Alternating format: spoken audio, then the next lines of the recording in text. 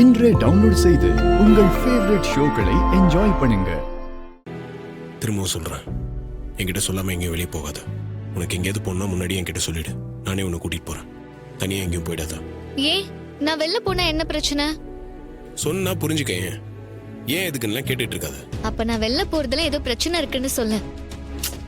அது என்னன்னு தெரிஞ்சா நானும் கொஞ்சம் எச்சரிக்கையா இருப்பேன்ல.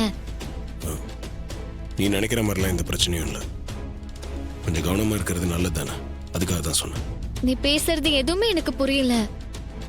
காரணம் கேட்டாலும் சொல்ல மாட்டேங்கிற. எதையும் மனசுல வச்சுட்டு தான் இப்படிலாம் பேசுறேன்னு தெரியுது.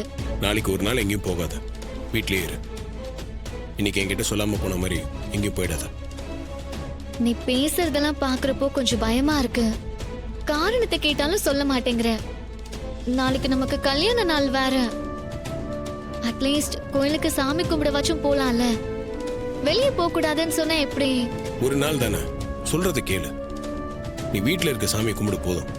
வீட்ல இருக்கிற சாமியை தான் டெய்லி கும்பிடுறோமே. கல்யாண நாள் அன்னைக்கு கோயிலுக்கு போய் சாமி கும்பிட்டுட்டு வந்தா மனசுக்கு நிறைவா சந்தோஷமா இருக்கும்ல. ரேவதி, தயவு செஞ்சு சொல்றதை கேளு.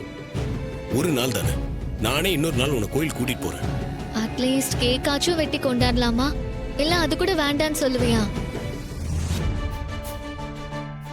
இந்த வருஷம் நம்ம செலிப்ரேட் பண்ணாம இருக்கிறது தான் நல்லது. ஏன் அப்படி சொல்ற?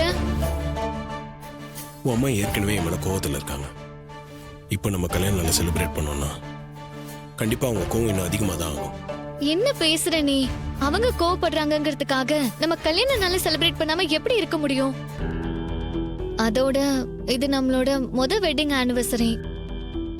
இத எப்படியெல்லாம் செலிப்ரேட் பண்ணணும்னு மனசுல ஆசை வச்சிருந்தேன் தெரியுமா? வெளியே தான் போக கூடாதுன்னு சொல்றேன். அட்லீஸ்ட் வீட்ல கொண்டாடக்கூடாதுன்னு சொன்னா எப்படி? அடுத்த வருஷம் நம்ம செலிப்ரேட் பண்ணிக்கலாம், கவலைப்படாத. அப்ப மட்டும் அம்மா கோவப்படாம இருப்பாங்களா? அது வரைக்கும் இதே சூழ்நிலை இருக்காது. கண்டிப்பா எல்லாம் மாறிடும். நம்ம கல்யாண நாள் மட்டும் இல்ல, எல்லா விசேஷத்தையும் நம்ம எல்லாரும் ஒண்ணு சேர்ந்து சந்தோஷமாவே கொண்டாடலாம்.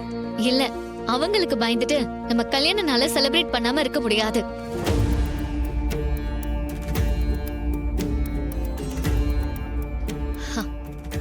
எல்லாருக்கும் தனிப்பட்ட வாழ்க்கைன்னு ஒண்ணு இருக்கு. அதுக்குள்ள அப்பா அம்மாவா இருந்தாலும் வரக்கூடாது.